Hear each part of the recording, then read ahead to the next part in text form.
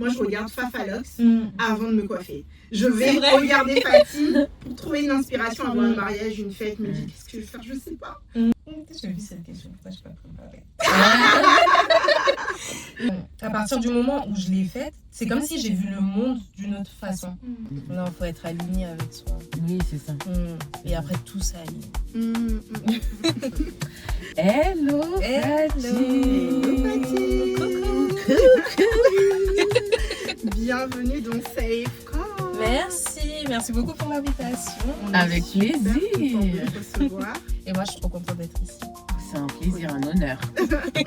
Trop contente de te recevoir parce qu'en vrai, moi, je te connais pas. C'est la première fois qu'on se voit. Ouais. Mais je sais que tu as fait une interview avec Oui, Fafalox Podcast, branchez-vous. Toujours. C'était très intéressant et puis elle va revenir très vite parce qu'elle a des choses à nous présenter. J'attends que ça. Trop bien. Super. Est-ce que tu peux te présenter à toutes ces personnes qui vont te découvrir dans cette vidéo? Oui, du coup moi c'est Fatime, je suis une jeune maman d'une petite fille de 2 ans. À côté de ça, je suis entrepreneur depuis maintenant 6 ans. J'entreprends en binôme la plupart du temps avec mon mari. Et on a commencé par un restaurant qu'on a ouvert à Kinshasa il y a 6 ans. En parallèle, on a débuté aussi Fafalox, qui est du coup notre entreprise. Aujourd'hui, notre studio, notre salon de coiffure. On est l'opticien formateur. Merci. Et donc voilà, je suis une grande passionnée aussi. Je fais de la danse depuis toute petite. Mes parents sont musiciens, etc. On est une famille de griots. Du coup, l'art, ça prend une part essentielle dans nos vies. Et du coup, tout ce que je fais, j'essaye de mettre un peu de touche d'art, de couleurs, de trucs, machin. Et je fais les choses avec passion. C'est vraiment dans la famille parce que moi, je te suis beaucoup. Et je sais que ton petit frère, il chante, ta sœur aussi. Ouais. Ils dansent aussi. Oui. Et c'est vraiment des danseurs, genre Ah à un niveau, ils font des spectacles. Waouh. Très bien. Ça fait vraiment partie de votre famille. Et ta maman aussi, elle est entrepreneur. Oui, ma maman, elle est passionnée de cuisine. Du coup, ponctuellement, elle fait un peu traiteur. Ouais. Mon père aussi, il était dans le commerce depuis tout petit, il vendait des bonbons. Jusqu'à aujourd'hui, ça le suit. Et du coup, on nous a un peu fait grandir avec l'appétit d'entreprendre, de trouver ses forces et d'en faire quelque chose de grand. Très bien. J'imagine l'énergie à la maison. Comment était Fatime, la jeune Fatime? Jeune Fatime, timide, hein. Timidité maladive. En plus, moi, j'ai eu la chance d'avoir une grande sœur, 5 ans de plus que moi. Du coup, je me cachais beaucoup derrière elle. Donc, j'étais un peu l'ombre de ma sœur. Quand j'étais avec elle et son groupe d'amis, j'étais Fatime, je faisais la folle et tout. Mais en dehors de ça... Dès qu'on t'enlève ta grande sœur, il n'y a plus personne. Je me cache et tout ça. Et ouais, je parlais pas beaucoup, très introvertie. Mais très vite, les parents, ils ont vu ça. Ils nous ont très vite mis dans des sports... j'ai toujours fait 2 activités extrascolaires. Donc, j'ai commencé par le basket et le judo. Une activité en équipe et une activité individuelle. Et ce sont des choses qui m'ont vraiment aidé à trouver ma place en tant qu'être humain. Par exemple, au basket, du coup, je me sentais vraiment utile. Donc, je me donnais la place d'être et d'être utile à mon équipe, etc. Et le judo aussi, ça te montre que tu as une force en toi aussi. Et après ça, j'ai commencé la danse, le hip-hop. Parce que la danse traditionnelle, ça, j'ai toujours fait depuis petite. C'est quoi la danse traditionnelle? Je fais de la danse mandingue, ouest-africaine. Danse théâtrale un peu. Mes parents, je suis née en Guyane. C'est vrai? Ils ont fait 12 ans là-bas, ils avaient leur asso. Où ils transmettaient du coup la culture mandingue par les percussions. Mon père, il est musicien, guitare, il fait tout. Un musicien, un vrai, tout terrain, autodidacte mais tout terrain. Et ma mère, elle chante, elle danse. Et du coup, dans l'assaut, ma soeur et moi, on était les petites qui étaient là et qui dansaient, qui faisaient toutes les chorés aussi. Et on a grandi comme ça. Aujourd'hui, ma soeur, elle perpétue un peu ce truc-là parce qu'elle a son asso avec son mari. Et elle fait des jams mensuels aussi où les gens se retrouvent, les artistes et tout. Voilà. Et occasionnellement, on danse ensemble encore. Mais j'ai commencé le hip-hop il y a 15 ans, grâce à ma soeur, encore une fois. Et là-dedans, je me suis vraiment trouvée. C'est là que ma timidité, elle s'est un peu atténuée. C'est ça, parce que devant de la scène, t'as plus le choix, tu es obligé d'être toi. Ok, famille très créative. Ouais, très créative et très... ma fratrie, on est tout le temps les uns sur les autres. Ouais. Alors, on est tout le temps ensemble, on est très complémentaires. Tout le monde a la fibre artistique, mais tout le monde l'utilise pas pareil. D'accord. Tout le monde chante, sauf moi et le deuxième garçon. D'accord. Et lui, vraiment, il a une facilité sur les instruments et tout. Quand il touche à quelque chose, il a une facilité. Mais ça l'intéresse pas tant que ça. Mais il est quand même impliqué dans ce qu'on fait artistiquement. Et il est manager, par exemple, du petit frère. Ok. Donc Ok. voilà. Et t'es resté jusqu'à quel âge en Guyane? Moi, j'avais 5 ans quand on a quitté, donc j'ai pas beaucoup de souvenirs. Je suis triste. Je suis triste, mais ils ont fait 12 ans là-bas. Ils ont fait 2 ans avant au Brésil. Et 12 ans en Guyane, j'ai pas beaucoup de souvenirs. Moi, ma soeur, quand on est venu, elle, du coup, elle avait 11-12 ans. Elle avait l'accent et tout. C'était une Guyanaise. Ouais. Mais ouais, non, j'ai pas beaucoup de souvenirs de là-bas. Mais j'aimerais bien y retourner. Ok. Oui, c'est chez toi, t'es né là-bas. C'est ça. Ouais. Je vois l'ouverture d'esprit en fait. Et grâce à tes parents, grâce à ces voyages, que t'as pu t'ouvrir comme ça. Parce que c'est vrai que pour moi, la culture malienne, elle est très ancrée, un peu comme la culture congolaise. On reste au Congo ou on reste au Mali. Et je comprends mieux ton ouverture d'esprit. Le fait de voyager t'a permis en fait de voir le monde autrement et ne pas juste voir le Mali comme ma terre. Et c'est ça. Comment t'es arrivée en France? C'était l'objectif des parents. Ouais. En vrai, ils sont allés à l'aventure, ils étaient jeunes. Ils ont fait plein de pays, ils sont arrivés en Guyane. Et l'objectif, c'était la France parce qu'il y avait... pour eux, c'était ici que ça se passait. Enfin, à ce moment-là, c'est ici que ça se passait. En Guyane, c'était pas... il n'y avait pas beaucoup de perspectives d'évolution, surtout pour les enfants et tout ça, à ce moment-là. Et du coup, on a atterri en Normandie dans le 2-7. Oh. Et franchement, trop beaux souvenirs. J'ai une très belle enfance à la campagne. Ouais. C'était pas vraiment la campagne, en vrai, j'étais à Évreux pour ceux qui connaissent. Ok, ouais, je vois. Et du coup, on est arrivé, on a fait notre vie là-bas. Je suis arrivée en Île-de-France dans le 77, j'étais en CM2. Ok. Et il y a eu un avant-après parce que c'est pas du tout la même chose. Oui, c'est pas la même mentalité. Province et Île-de-France. C'est pas du tout la même mentalité. Et surtout, chez les enfants, on le voit beaucoup, tu vois. On le ressent beaucoup dans la cour de récré. Et du coup, il y avait une adaptation à faire et tout. Mais bon, ça s'est bien passé parce que il y avait la danse, en fait, qui est rentrée au même moment. Et du coup, est-ce que tu avais déjà cette âme de rassembler? Parce que c'est vrai que tu es encore moi, je sens encore cette petite timidité en toi. Mais est-ce que quand tu étais petite, tu voulais rassembler aussi déjà les gens? Ouais. En fait, ça a commencé beaucoup avec les amis. Quand je me faisais des amis, par exemple à la danse, au basket, à l'école, j'aimais bien quand on se rassemblait, enfin quand on se voyait tous ensemble. J'avais besoin que tous les points, tous les piliers que je me faisais, qu'ils soient un même socle en fait. Et du coup, quitte à ce qu'ils se calculent, ils se captent sans moi et tout ça, ça me faisait kiffer. Et du coup, je pense que j'ai toujours eu ça et c'est un peu...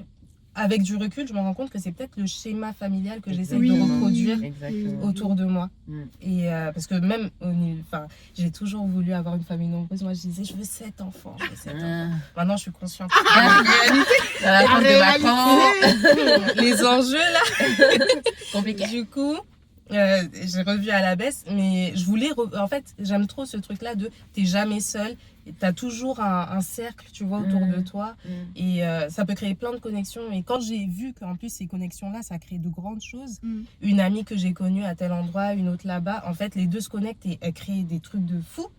Ça me faisait kiffer, en fait. Et je me disais, mais c'est un super pouvoir, ça, de pouvoir connecter avec des gens comme ça. Et ouais. Et t'as jamais eu peur? Parce que moi, j'ai connu ça. Mais je voyais pas trop d'un bon œil... deux copines que moi je mets ensemble se connectent. Parce que ça créait toujours un truc négatif contre moi, tu vois. Mais toi, non? Pas du tout. Alors que ma mère, elle est comme ça. T'es pas possessive, en fait. Non, je suis pas possessive. Pour une fois, pas possessive. Mais je suis quand même, par exemple, si on se dit bonjour d'une certaine manière tous les jours. Si un jour ton air il est un peu, je l'entends pas bien, tu vois, là ça va me toucher. Je vais me dire. Pointilleuse. Ouais, voilà, je vais me dire qu'est-ce qui se passe et tout. Mais les amis non, je suis pas possessive du tout. Moi, c'est tout le contraire. C'est vrai? Ah ouais, elle a pas intérêt. à se faire trop de copines, en fait. Parce que sinon, je suis tout de suite, elle, c'est qui? C'est qui elle? T'es avec qui là? J'ai pas compris en fait.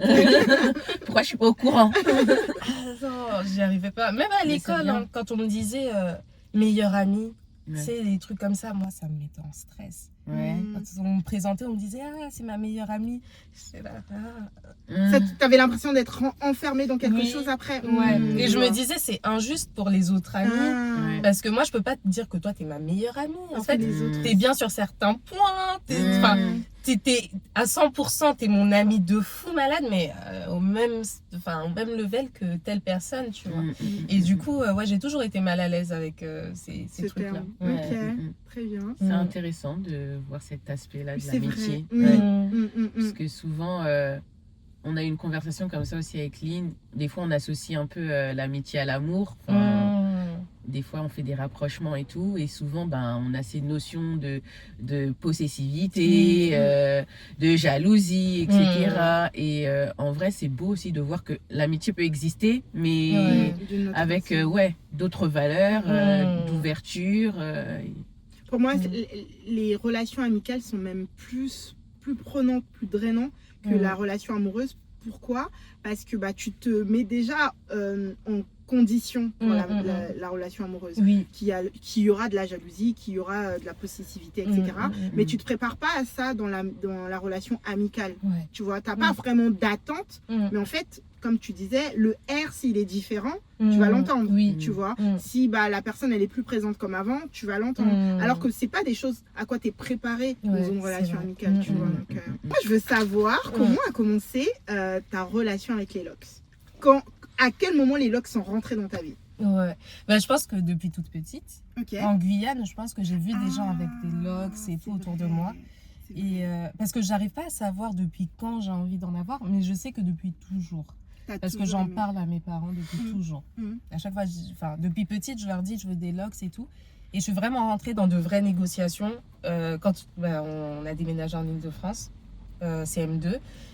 Ils me disaient non, mais je revenais à la charge. Pendant des années, je n'ai pas lâché. Parce que pour eux, ils avaient leurs appréhensions par rapport aux stéréotypes, aux clichés sur les LOX et tout. Mais moi, je voulais leur prouver que non, c'était pas ça, parce que moi, j'avais une toute autre image en fait des LOX. Pour moi, c'était une manière de porter mes cheveux naturellement. J'aimais pas me faire coiffer parce que je suis très sensible. Et du coup, je trouvais ça magnifique en fait de pouvoir avoir ses cheveux à leur état le plus naturel, parce que finalement c'est emmêlé. Donc même peigner ses cheveux, en réalité, c'est pas naturel. Donc je me disais, là vraiment, je serais naturelle pro max. Ouais. Tu vois. Et du coup, j'ai sauté le pas. C'était en 2018. J'ai sauté le pas et je pense que c'était une période très très particulière. Quelques mois auparavant, j'étais sur une année de service civique et j'avais une collègue qui était grave, elle est faux folle, YOLO, elle fait tout. Dès qu'elle a une idée en tête, elle s'en fiche de demain et tout. Là. Et on avait passé le week-end ensemble, on était sortis et tout. Et le lundi, je viens au taf et puis on nous assoit, on nous dit que voilà, elle est partie, elle est décédée, elle a fait un accident de voiture. Et du coup, elle n'était plus là. Et ça m'a tellement... ça faisait à peine 6 mois qu'on bossait ensemble. Mais en fait, elle avait déjà pris une place de ouf parce que la regarder, c'était une leçon. Moi qui me cachais beaucoup, qui avait peur d'être, quand je la voyais, je me disais, purée, elle est trop chaude.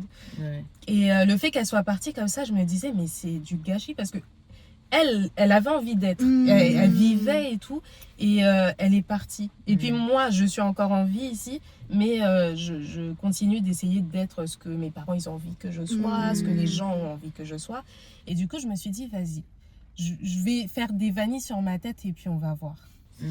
Ça a été une période, c'était pas juste ça, il y a eu tout un truc, remise en question spirituelle, historique et trucs, je suis allée chercher plus loin. C'était une période aussi où je bossais beaucoup pour payer mes études, je séchais les cours pour aller travailler pour payer mes études. En fait, j'avais zéro vie sociale, donc j'étais sur moi-même. Et je me suis dit, je fais des vanilles, et je me suis mis au défi en fait, et j'ai jamais retiré. Ok, c'est un départ vanille. Et du coup, tu l'as fait toute seule? Ouais. Ok. T'as fait ton dessin. Sans traçage. Il va falloir que c'était déjà là, en fait. Ouais, mais grave, c'est dingue. J'avais pas quoi d'argent pour aller chez eux. Mais Ouais. ça coûte tellement cher. Ouais. Les gens, ils sont tellement étonnés quand je leur dis à combien j'ai fait mon départ. Moi, j'ai fait mon départ à Londres. J'ai payé 500 pounds presque. Mais Bon, en plus, après, c'est vrai que moi, j'ai fait des cher, rajouts, ouais. j'ai fait une coloration et tout, mais c'était minimum 300 pounds. tu vois. Et ça fait environ 400 €. Et Ouais, les gens, ils sont choqués. Ouais. Pour faire des locks, les Ouais, locks non, ouais. coûtent cher. Bon, Ça en coûte fait, cher, on s'en rend pas compte parce que pour les gens en plus qui connaissent pas, Mm. bah ils se disent en vrai c'est des tresses, tout le monde sait faire des C'est tresses ça. et tout, ça doit être une autre façon de faire des tresses. Donc du coup, comment déjà tu fais un départ, c'est quoi le truc, tu vois, tu comprends pas. Et comment tu dois payer ultra cher Mm. pour avoir un truc qui est digne, genre négligé, qui, tu vois, les gens ils Ouais, c'est comprennent ça. pas ça, tu vois. Mm. Du coup, Mm. mais alors que il y a toute une histoire derrière, mais c'est bien du Ouais. coup qu'il y ait de la pédagogie dessus, Mm. parce que comme ça on comprend mieux. Ouais, aussi. c'est ça. Puis j'ai fait vanille aussi pour ne pas que mes parents y voient. Ouais. Et après, Oui, quand on ils ont commence vu que soft. C'est au bout d'un an, mon père il a dit mais C'est vanille. c'est des locks. Ce que tu as. Je En dis fait, oui mais tu m'as dit c'était joli parce que je faisais tout le temps des coiffures, je venais le voir, je disais c'est joli, c'est joli. Voilà. Tu le Comme ça, faisais il accepte. accepter. Voilà. En douceur. C'est ça, en Ça. fait. Et comme lui, il aime les Toi. cheveux naturels, il aime pas les mèches et tout ça. Ouais. Du coup, il kiffait que je coiffe avec mes propres cheveux. et tout. Ouais. Donc je lui ai dit, mais t'as dit oui. Elle confirme. Très Moi, t'as malin, dit oui, très papa. malin. C'est ça. Mais avant, tu te coiffais comment? C'est ma mère et ma soeur qui me coiffaient. Ok. Je faisais des grosses vanilles. Ok. Je faisais les coiffures que ma soeur faisait. Ok. Oh. Tout pareil. trop Ta sœur, mignon. ton inspiration. Ouais. Mon inspiration, mon Ouais. modèle. Aujourd'hui, en plus, elle a fait son départ de Lox le mois dernier. Du coup, c'est Qui a été inspirée. La roue a tourné. elle. C'est bien. Ok, C'est très beau. bien. Et ta maman aussi t'en a parlé? Que ta Ouais. maman, elle est un peu dessus? Elle est. C'est mitigé, En tout cas, encore. au début, Ouais. c'était tu fais pas de locks. Après, ça a été. J'aime bien les gens que tu coiffes et tout. Les locks, finalement, c'est pas mal et tout ça. Bon, mes cheveux, finalement, si vous faites toutes les deux les locks, peut-être moi-même je vais faire. Là, on en est là encore. Ok. Elle a pas encore dit, je vais faire. Ah, ok. Elle a dit, peut-être, bon, c'est moi aussi, je vais finir par faire comme vous. et tout. Ouais. Trop chou. Et moi, j'ai une question. En fait, d'où te vient cet attachement au naturel, à l'authentique et tout Genre, est-ce que les perruques et tout, ça t'a jamais intéressé? Non, Ok. non. J'ai fait un tissage une fois. Ouais. J'étais petite, elle m'avait fait des tresses collées ici et puis Oui. tissage derrière. Mais j'étais tellement pressée de retrouver mes cheveux. Et je pense que c'est parce que je voyais ma soeur qui portait elle ses cheveux naturels et je trouvais ça trop beau. Je trouvais. Mais c'est la Guyane aussi, je pense. hein. Ouais, sûrement. Parce que les Antillais, si je peux me permettre de dire ça comme ça, parce que les Guyanais, je crois, ils se considèrent pas comme Antillais. Ouais, non. Non. Enfin, ça dépend. Il y en a qui disent Ok. oui, on est antillais. Enfin, ils s'en Mm. fichent un peu. Et il y en a d'autres qui font Ouais. vraiment le. Et ils ont du mal avec. Il y en a qui en portent des cheveux naturels, mais enfin des cheveux naturels, des perruques, etc. Mais c'est rare. Il y en a beaucoup plus qui portent leurs cheveux et tout. Et je pense que ça, c'est quand t'es enfant et que tu vois ça, ça inspire. Ouais, tu vois. c'est vrai. En Contrairement. fait, c'est déjà dans la culture guyanaise. Ok. C'est ça. Et puis ça fait mal. Les perruques, mine de rien, faut faire des tresses en bas. Et je suis trop sensible. Oui. Tu vois, Il y a donc- aussi ça, oui. Il y a ça Ça aussi. t'a arrangé. C'est ça. Ouais. m'arrange. Ça, c'est moi, Ça ça.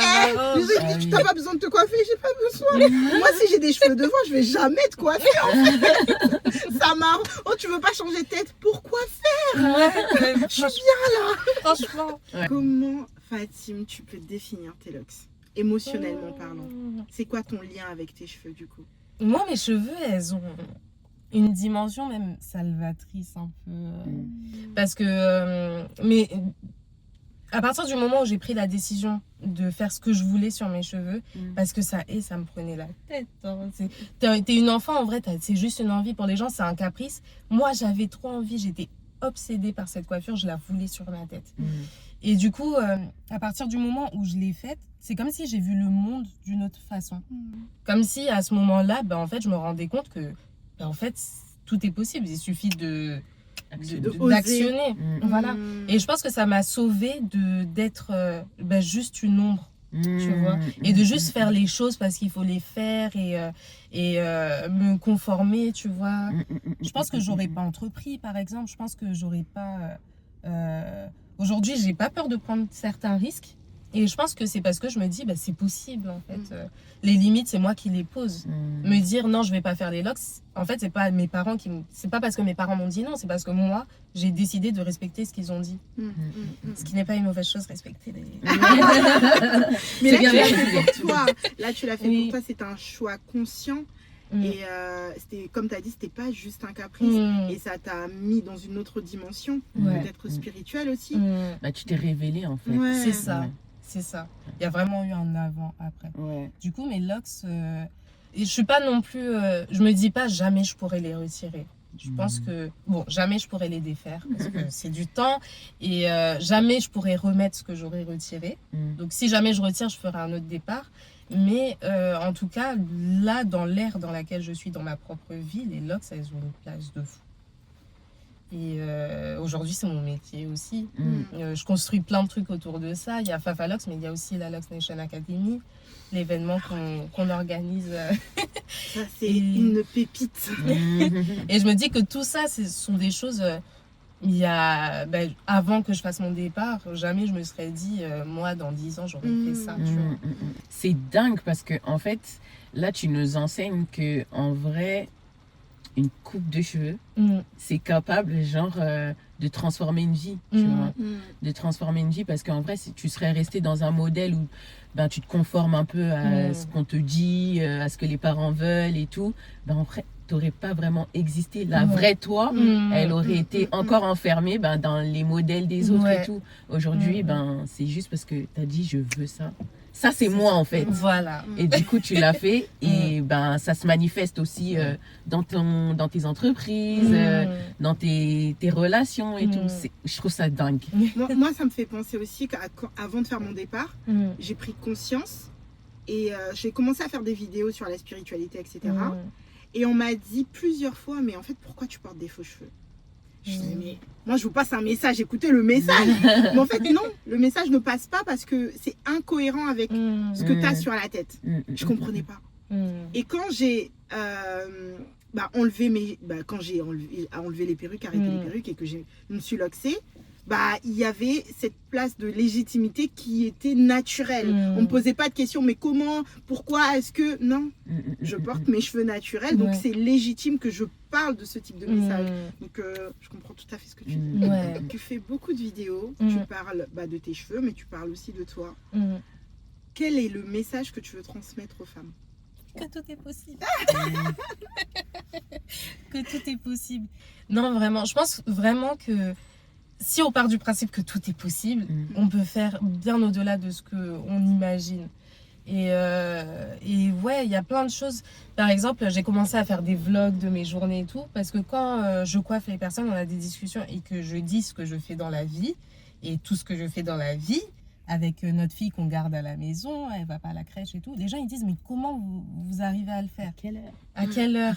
Et du coup, sauf que moi, comme je suis en plein dedans, je me rends pas compte en fait que c'est quelque chose qui est pas commun en fait de faire tout ça en fait dans une semaine. Et en fait, c'est juste qu'on part du principe que c'est pas possible, mais c'est possible, c'est normal limite. Et ça va avec je dis pas si c'est une maman solo par exemple. Moi j'ai la chance d'avoir mon mari qui est là, on fait le même métier, on travaille ensemble donc c'est plus simple. J'ai la famille qui habite pas loin. Enfin il y a plein de choses qui facilitent, mais tout de même je pense que c'est juste une question de Tetris. Il faut réussir à trouver Et faire passer son les organisation. Ouais c'est ça. Et puis oser, parce que les gens souvent ils disent c'est une question de... Enfin j'ai pas le temps et tout ça, mais très souvent, derrière ça, c'est juste des pensées limitantes. En vrai, je vais pas y arriver. Non, mais j'ai peur de ne pas être assez là pour mes enfants, par exemple. J'ai peur de pas faire assez bien. J'ai peur d'échouer. Plein de choses comme ça. Mais en vrai, si on enlève ces questions-là et que juste on fonce, naturellement, on va faire les choses bien parce que on a la volonté de... Je pense que ça aide aussi de faire quelque chose que tu aimes. Quand tu es passionné, du coup... les énergies, elles viennent un peu, elles se renouvellent toutes seules, tu vois. Genre, et tu vois pas, du coup, le temps que ça prend et tu vois, le rythme de vie que tu mènes, tu vois. C'est vrai que beaucoup de personnes font des choses par automatisme, tu vois, par contrainte. Il n'y a plus de volonté, il n'y a pas le cœur, je le fais pour l'argent, je le fais pour payer mes factures, je le fais... Quand tu fais des trucs, et justement, tu vas tourner ton regard vers un truc où je suis fatiguée, ça me prend la tête. Et alors que si tu tournes ton regard vers ce que tu aimes faire, ou même enlever la contrainte et te dire, ok, j'aime pas forcément ce que j'aime faire là, en ce moment, mais je vais prendre le bon côté, tu vois. J'avais regardé un podcast où il y a une fille qui disait... elle a fait de grandes études et elle n'avait pas trouvé du travail tout de suite, donc elle allait travailler dans une boulangerie. Et donc on lui dit, mais t'as fait tout ça d'études pour travailler dans une boulangerie? Et donc du coup ça lui a mis un coup au moral. Et après elle s'est dit, mais en fait qu'est-ce que je fais là? J'attends le travail de demain, tu vois. Donc je vais faire mon travail autrement, prendre plaisir maintenant, et ça va changer les choses, tu vois. Et elle a dit que le déclic est allé de là, quand elle se levait et quand elle vendait du pain avec le sourire, etc. Elle a vécu son expérience dans cette boulangerie autrement. Tout simplement, elle a pas changé de travail, elle a juste changé de regard, tu vois. Et ça, les gens, ils ont du mal à comprendre cette conception des choses, de changer le regard et de voir les choses différemment. Parce que j'en ai parlé aussi dans une veillée. Où il y avait une femme qui disait que travailler avec des femmes noires ou dans la communauté noire c'est compliqué, on ne s'aide pas, on est toujours jaloux, etc. et tout. Et je lui ai dit qu'on avait la Black en Rose et qu'on rencontrait que des personnes noires et ça se passe très très bien, tu vois. Oui, moi j'aime pas ce discours négatif. C'est ça, c'est parce que ton énergie est sur ça va mal se passer, les gens sont mauvais, les gens, elle a dit qu'elle ne prenait pas, elle ne pistonnait pas les gens dans son travail parce que c'est ces mêmes personnes qui faisaient des coups bas. J'ai dit oui, mais c'est parce que tu tournes ton regard vers ce qui ne fonctionne pas, tu vois. Nous, on travaille qu'avec des personnes noires et ça se passe extrêmement bien. On n'a que des bons souvenirs, que des bons moments. Changez votre regard. Changez le mindset. T'as dit du coup avec ton mari que vous avez ouvert un resto à Kinshasa. Oui. C'est un Congolais? Oui. Ok, donc du coup là encore, on voyage encore. On voyage dans un encore, autre pays. ouais. Comment vous êtes rencontrés? Comment ça s'est créé tout ça? Longue histoire. En vrai, on s'est rencontrés sur les réseaux. Ouais. On avait des amis en commun, donc on se suivait, mais sans plus. Et moi, je sais que j'ai tapé dans l'œil, mais je peux pas prouver. Mais tu as un bonbon, c'est normal. Je peux pas prouver. Mais du coup, la période là où ça allait pas trop, 2018, c'était une période où je remettais beaucoup les choses en question. J'avais beaucoup de questions existentielles et tout ça. Et lui, il était aussi dans une période où, pareil, il avait trouvé en fait certaines réponses à ces questions et tout ça. Et du coup, il faisait des stories et tout ça. Et moi, ça m'intéressait parce que c'était les mêmes sujets sur lesquels moi-même j'étais. Tu te retrouvais. Voilà. Du coup, un jour, j'ai commenté sa story en remettant en question ce qu'il disait. Donc, on a débattu et tout. Et à l'issue de cette discussion, il m'a envoyé une vidéo et c'est ta vidéo. Une vidéo de toi où tu parles de spiritualité et tout ça. Et c'est ça que tu dis, je te suis. Mais depuis là. Mais depuis longtemps. Oh my God. Depuis longtemps. Et du coup, la discussion s'est arrêtée sur ça. J'ai regardé la vidéo. Pendant 3 mois, j'ai disparu. Moi, je parlais plus à personne. J'étais dans mon truc de travail et tout ça. Et ça m'a poussée à aller chercher plus loin. Donc j'ai commencé à lire et tout, j'allais me poser dans les cafés, j'étais là, je surlignais des choses et tout. Et tout ça c'est parti d'une de tes vidéos, hein, dis-toi. Et comme quoi ce que tu fais, c'est un truc de fou. Et j'espère que tu vas continuer à faire des vidéos comme ça. Ton livre, c'est... Enfin, ta mission sur Terre, là, vraiment, elle fait effet. Donc continue. C'est tellement beau. Oh, je te jure, j'ai envie de pleurer. Et du coup, attends, moi aussi j'ai envie de pleurer. Attends, qu'est-ce qui se passe? Qu'est-ce qui se passe? Toujours il y a de l'anxiété dans cette voiture. donc 3 mois après, je lui ai renvoyé un message en disant que j'ai regardé la vidéo, j'ai poussé des recherches et tout, et j'aimerais bien qu'on discute parce que autour de moi, j'ai personne à qui je peux parler de ces choses-là.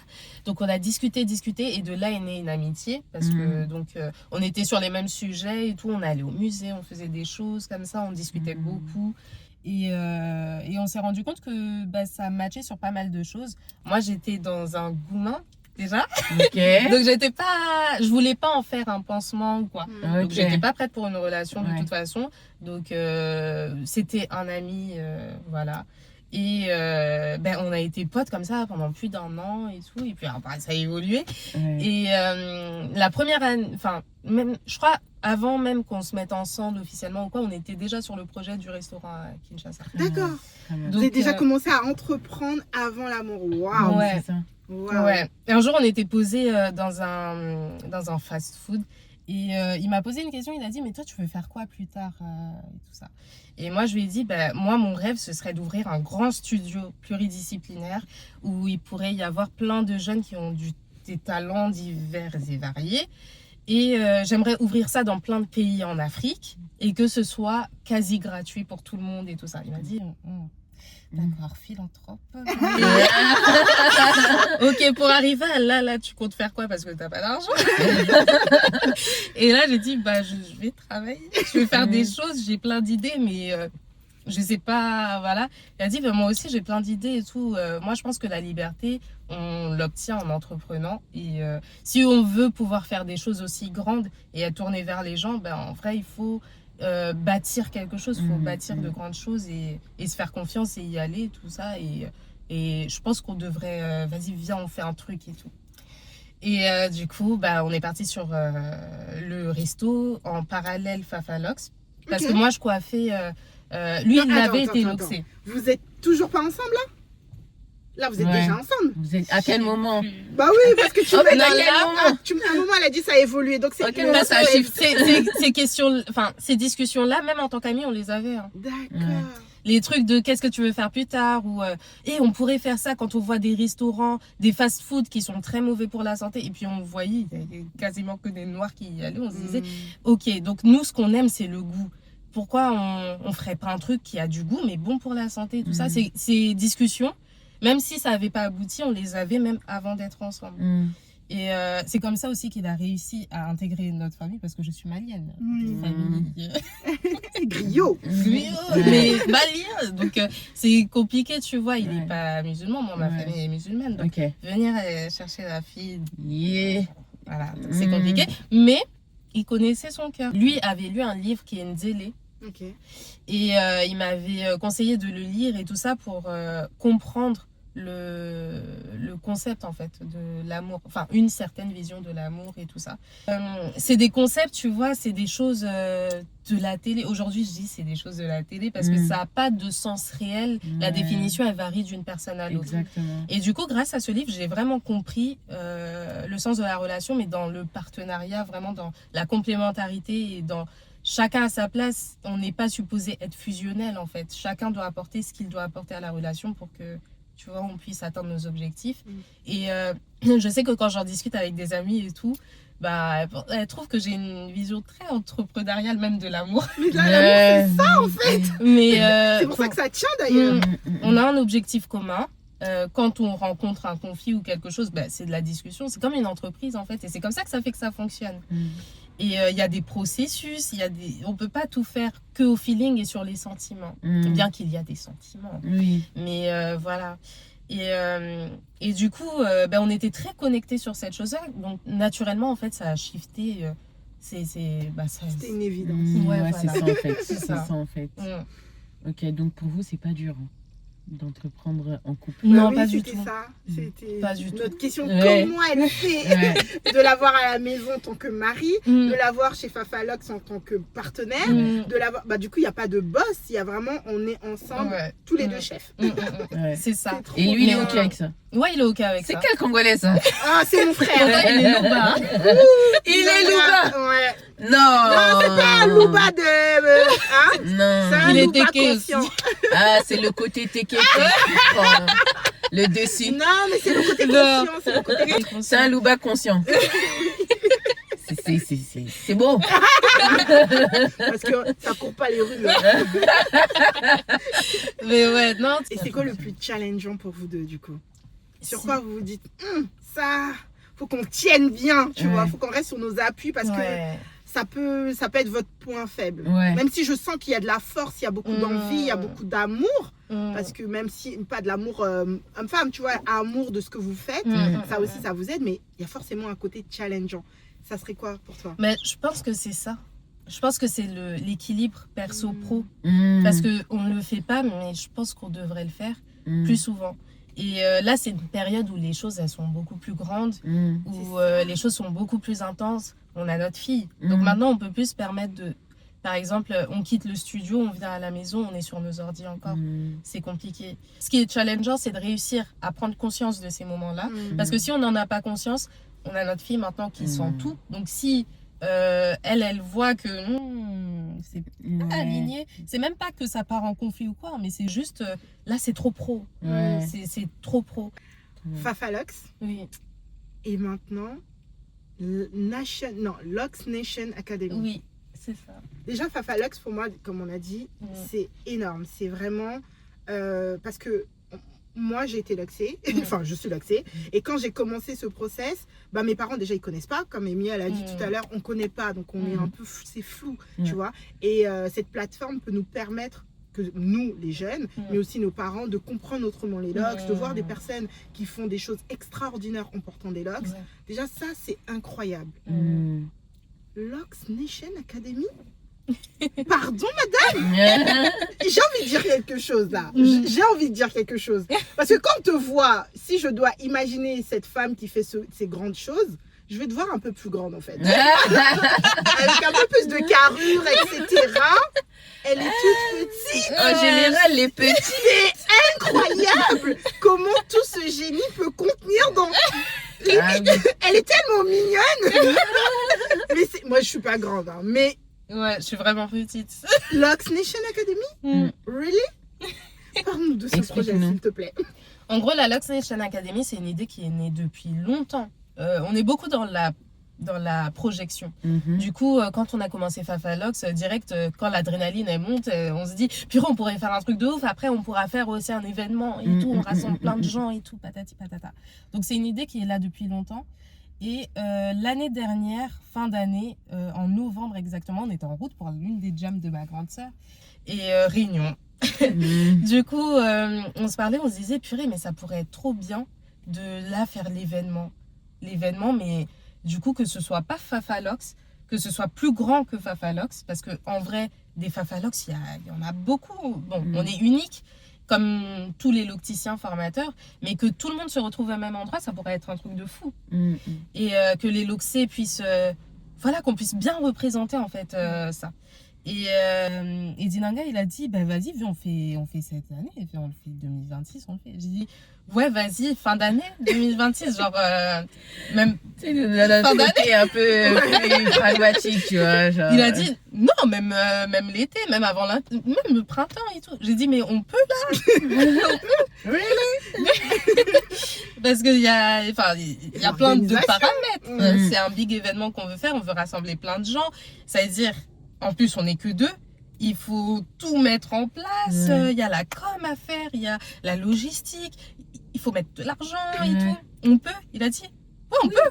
Oui. On se donne je reconnais le Congolais, Louba. Un peu fou. Ah oui, lui, rien n'est impossible. Rien n'est impossible. Ça, c'est l'énergie masculine. Ah oui. Ouais. Dont son élément. Oui, vraiment. Et j'ai dit, ben, vas-y, let's go. Je te suis. T'es tellement en confiance que tu te dis go. Ouais. Go. En fait, il est tellement... il est très... comment dire? Ouais. Voilà. En gros, il va beaucoup faire du prévisionnel et tout ça. Lui, il est dans la finance déjà. Ok, ouais. Et il a fait du droit et tout ça. Ouais. Et il est très terre à terre et tout. Ouais. Donc, si lui, Alors que moi, Il a c'est la- moi la rêveuse qui dit je veux faire des trucs de ouf et tout. Si lui, il dit que c'est possible, ça veut dire que c'est possible. vraiment Ça veut dire possible. il a fait les comptes, Mm. il sait que voilà, au niveau du timing et tout, ça peut le faire et tout. Donc je me dis, bah vas-y, let's go. Si lui, il dit oui, ça veut dire que c'est Oui, bon. oui, oui. C'est parce qu'en vrai, ces mots ne sont pas accompagnés de vide. Oui, Genre, c'est ça. Tu sais que s'il Mm. dit c'est possible, C'est c'est qu'il a parce qu'il déjà sait visé comment le faire. truc. C'est ça. Il a la technique, il a le mode d'emploi. Exactement. Ok. C'est ça. Du coup, j'ai dit, vas-y, let's go. Donc, ce soir-là, à la jam, on a fait toute la jam. En fait, on était en train de. Il était déjà en train de Ouais, regarder non, les vous, lieux. vous devez vraiment faire un travail de. Hein, au lieu d'écouter de suivre. Et pourtant, il était speaker à la jam. Il faisait son taf de speaker. Moi, j'étais à la buvette. Je faisais mon taf. Hein. Mais entre deux, t'as vu ça? Ça, c'est bien. Ça, c'est bien. Ouais, c'est bien. Vas-y, à tout à l'heure. là. Du coup, on a trouvé le lieu au bout d'une semaine. Ok. On a fait des visites et tout ça. Et puis, on commençait déjà à en parler un peu à la clientèle et tout, parce qu'il faut sonder, voir si c'est quelque chose qui va plaire ou pas. Et les gens, ils faisaient dire, mais c'est un truc de fou et tout, ce sera trop bien. C'est quand vous avez déjà la date? Ben non, je pense pas, vu que là, vous venez de... Oui, ce sera le 30 mai. T'inquiète pas, tout est calculé. Tout est calculé, tout est droit. Et du coup, naturellement, en en parlant, il y a même des personnes qui ont des compétences particulières qui se sont dit, mais moi, je veux grave être des vôtres et tout. Si vous avez besoin d'aide sur quelque chose et tout, je vous aide, je suis là. Et du coup, ce qui a fait que on a réussi quand même à avoir un certain équilibre dans l'organisation. On n'est pas les seuls à apporter. Donc ça fait vraiment, vraiment du bien. Parce qu'en plus, on a pris la décision de mettre en place cet événement. Et puis, janvier, on partait en vacances. Donc, on s'est dit, mais en janvier, on doit commencer la com. Nous, on part en vacances, ça veut dire quoi? Ça veut dire, je ne vais pas profiter. Et là, il y a Aïséa qui nous aide sur la com, par exemple. Qui... Elle est incroyable. Moi, quand je suis tombée dessus, j'ai dit, mais Amy, nous aussi, on va participer. Elle l'a vraiment fait. J'ai dit, on va participer. On va vendre les tableaux, on va voir les livres. Et en même temps, je porte les luxe. Donc, on est légitime. Puis pareil, moi aussi, j'ai dit, ok. C'est où Mais c'est un truc, je pense que c'est un projet qui a pris tout seul. C'est vraiment, vous avez mis les ingrédients, ça a pris tout seul. C'est incroyable. Et ça fait trop plaisir de voir que les gens y croient. Il y a un engouement. Et nous, on voulait pas que ce soit Fafalox. Donc, on n'en parle pas sur Fafalox.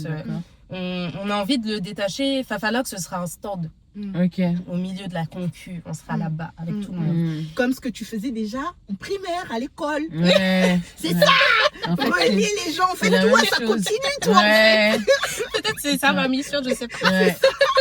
Des connexions. Mais Elle a dit vraiment. elle-même, c'est le stand. Ça veut dire que ça te dérange pas. Ouais. Non. T'es le créateur de. Et je suis entre vous. Oui. Mais Ouais. c'est incroyable. Non, Ouais. c'est incroyable. Ouais. Ouais. Et du coup, là, ça prend bien, les billets, ça part. On a été sold out des exposants au bout d'un mois de communication. C'est ouf, on est trop contents. Et on espère que vous serez là le 30 mai. Et Rosa, Il faut que je sorte la vidéo vite. la vidéo doit sortir. Nous, on a fait notre vidéo déjà. On a fait notre com pour la voir. Elle est bien drôle. Il y aura des exposants, il y aura des ateliers, il y aura des talks aussi sur plein de sujets. Il y aura plein de visages du marché des locks, des pionnières. On aura NNH, Nani, on aura Microlox France. Il y aura plein de monde et j'espère qu'il y aura une queue de ouf à l'entrée. Tu l'as espéré. Comme tu tu as l'as la imaginé. vision, Oui, c'est ça. c'est la vision. Comme ce sera ça. Ce sera ça. Ouais. Ça va être lourd. C'est lourd déjà. Mais le jour J, mais j'ai Ce sera où? Ce sera à Ivry-sur-Seine. L'adresse est un peu compliquée. C'est rue 88. Ok. On va mettre. Je vais noter. On va tout mettre. Ce sera à Eureka 34 à Ivry-sur-Seine. Ok. Et hyper accessible. Ouais. Donc voilà, métro Comment Liberté. Comment La Black Rose sera là pour couvrir l'événement. Oh. Ah, dis-le Pour fort. sublimer l'événement, Oh là là. pour orner l'événement. Oh là là. Ce jour-là, la couronne est de sortie. Hein. Moi, quand il y a des Ah, ça. événements comme ça, je sors seulement la couronne. Ah, ça? Moi, la Black Rose, je suis depuis longtemps. Du coup, quand je t'ai connue via la vidéo, à chaque fois que je voyais ta tête quelque part, je cliquais. Et quand j'ai vu la Black Rose, je me suis dit, mais c'est trop. Déjà, le nom, je kiffe. Ça donne une autre dimension au terme black. Les concepts et tout. Non, franchement, c'est vraiment un média dans lequel je me retrouvais. Et il y a besoin de ce genre de média-là. Bon, là, c'est la partie 2. On va écouter un peu des sons que va nous faire découvrir. Et là, on va rouler. Oui, on va Et là, on va rouler. Donc Fatim, est-ce que tu as un son du moment? Oui, j'ai un son du moment. Du coup, j'ai choisi le son Vinicius de l'artiste Sambala. Alors, attends. C'est bon, on peut y aller. Ok. Du coup, je vais vous faire découvrir l'artiste Sambala, qui est un artiste que j'affectionne particulièrement parce qu'il est premièrement très talentueux. Il a 17 ans. Et, ouais, il écrit super bien, il a des inspirations, il est trop créatif. C'est mon petit frère. Sortez les seins, s'il vous plaît. Attends, volume. Ah, c'est pas là. C'est de l'autre C'est côté. là. C'est là, hein. Mais seulement avec le truc. Ah, 17 ans, c'est quoi? 17 ans. Oh my God. Il chante depuis qu'il est tout petit en cachette dans la chambre. Et depuis peu, on l'a sorti de la chambre. Donc il a chanté aussi.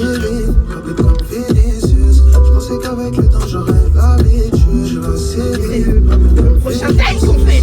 ah ouais. Son style, c'est ça, genre R&B. Ouais, il rappe aussi, c'est tout faire. Et il rappe très très bien. Et il est hyper polyvalent. Et sa particularité, c'est qu'il a la dance vibe un peu dans sa voix.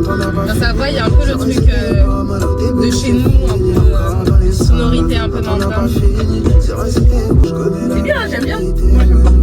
Vinicius, dispo sur Spotify. Allez, follow Sambala. Off. On se séparera où ça mène. Tout ça c'est fini, j'ai même plus de peine. C'est mieux qu'on se sépare. Et du coup, il est suivi en famille. Voilà. Du coup, son producteur, c'est Sinanga. C'est mon mari. Il a son label. Et du coup, Sinanga a son label. Ouais. Oula, vraiment. Ah ouais, vraiment. Touche à tout. Vous devez devenir milliardaire, je pose ma parole. Ah ouais. Milliardaire. je vais vous faire écouter le son rap qui est sorti parce qu'il y a des exclus qui sont incroyables, mais bon, faut rester connecté pour les avoir. Instant promo. Père Noël est pas passé, c'est à ce moment que j'ai compris que si tu veux avoir quelque chose, travaille pour pouvoir l'acquérir. Pas transparent, même si je chauffe, tu me verras sourire. Je mets un réveil avant que le soleil se lève pour commencer l'avenir. On me dit de pas lâcher mes efforts, mais je suis en train de couler. Tellement bas, je peux plus distinguer les couleurs. Dans ma pêche gamberge, je pourrais être tranquille. Le seul moment où je me sens bien, c'est quand le silence fait peur. J'écris de manière intelligente, si tu me comprends pas, c'est que t'es bête. J'écris pour tous les gens bourrés de talent qui savent pas quoi en faire. J'écris pour défouler mes nerfs, j'écris pour ma mère, pour mon père. J'écris parce qu'à cette heure, si je galère et je sais pas trop quoi faire. Parano, même dans ma zone, je regarde derrière moi. Certains de mes frérots ont fini par revendre des 10. Pourtant, on s'était dit que ces choses-là, c'était pour les autres. Mais en vérité, nous, on est comme les autres. Ça fait 8 ans, je gratte la fête. C'est sur ce son-là que Dinanga il s'est dit ah ouais non, Il y a quelque chose. il y a quelque chose, faut que le monde l'entende. Ouais. Parce que si là, en n'ayant pas été accompagné et en étant tout seul dans sa chambre, il a écrit ça à 16 ans, il avait 16 ans au moment où il a écrit ça, ou 15, bah c'est fort. Est-ce que tu as un son un peu plus afro, ou plus mondingue du coup? Plus mandingue, Là, nous y est. la chorale. Didier l'essence, s'il te plaît. Un peuple, un but, une foi. Malisa mata sega en balcon. Yamba yo, yamba, yamba yo, yamba. Malien de yamba. C'est-à-dire que c'est pas moi et j'aime. En fait, si toi-même t'aimes pas ta propre voix, bah, c'est compliqué de faire des choses. Mais tu danses très très bien. Merci. Quand je t'ai vu danser, j'ai dit danse. Hein. Tu sais, des fois, il y a des gens, ils dansent, mais Mais tu m'as vu où? Ouais. il y a des vidéos sur ton Instagram. Ah oui, c'est vrai. Danse, hein. C'est pas elle danse un peu. Ouais. Non, c'est vraiment des trucs des breakdance. Bah, Elle danse vraiment. j'ai dit non, elle danse. Contente. C'était safe. C'était safe. Vraiment la Carla. Fatim, c'était un grand plaisir, c'était un bonheur de t'écouter parler, c'était magnifique, t'es solaire, t'es tout ce que tu dis, moi je suis comme ça. Ouais. Et merci beaucoup. Merci à vous. Merci pour ce que vous faites. Kiffez le moment, c'est précieux. Ça fait trop du bien, c'est trop cool. Merci Fatim, merci pour à le vrai. Merci à vous. C'était un plaisir, franchement. Moi, j'en ai encore appris, donc c'est cool. Trop bien. Des bisous. Bisous. À la prochaine, bye bye. Bye.